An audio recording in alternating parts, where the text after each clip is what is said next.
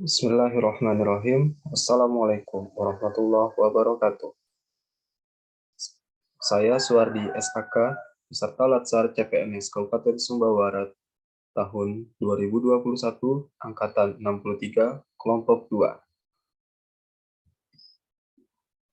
Di sini untuk pemenuhan tugas individu manajemen ASN, saya akan menjelaskan mengenai fungsi, tugas, peran, serta kedudukan sebagai auditor.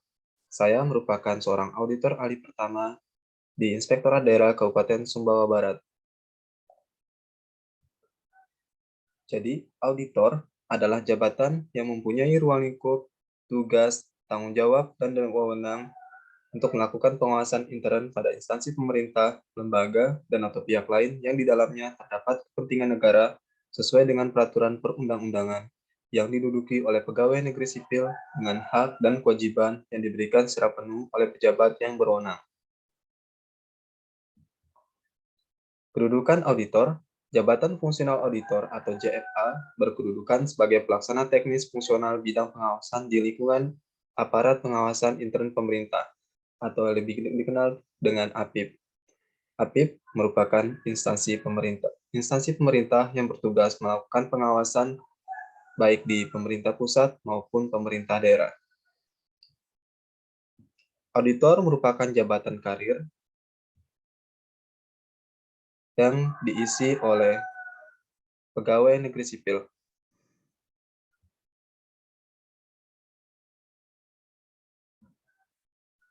Tugas dan fungsi auditor. Ada beberapa tugas dan fungsi auditor. Yang pertama itu perencanaan pengawasan, pengorganisasian pengawasan, pelaksanaan teknis pengawasan, pengendalian pengawasan, dan evaluasi pengawasan. Nah, perencanaan pengawasan biasanya dilakukan dengan pembuatan PKPT atau program kegiatan pengawasan tahunan. Yang kedua, pengorganisasian pengawasan. Di sini melakukan pemilih dan memilah sumber daya untuk melaksanakan pengawasan. Yang ketiga, pelaksanaan teknis pengawasan itu berkaitan dengan fungsi dan tugas seorang auditor, yakni melakukan audit, review, evaluasi, dan monitoring, serta melakukan pengawasan lainnya yang berupa consulting. Kemudian, pengendalian pengawasan. Pengendalian pengawasan di sini biasa dilakukan oleh pengendali teknis untuk mengendalikan kegiatan pengawasan. Yang terakhir, evaluasi pengawasan untuk melihat kelancaran baik buruknya suatu pengawasan. Kemudian di sini akan saya jelaskan mengenai proyeksi karir saya sebagai auditor untuk menjadi auditor muda dalam waktu 5 tahun ke depan.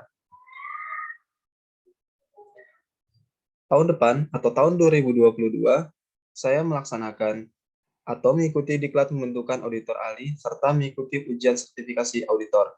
Kemudian mengumpulkan angka kredit dan penyusunan PAK. Kemudian tahun 2023, saya mengumpulkan angka kredit dan menyusun PAK. Kemudian tahun 2024, mengumpulkan angka kredit kumulatif, yaitu mencapai 150, dan penyusunan PAK atau PAK, penetapan angka kredit. Kemudian di tahun 2024 juga, saya naik atau alih jenjang ke golongan ruang 3B.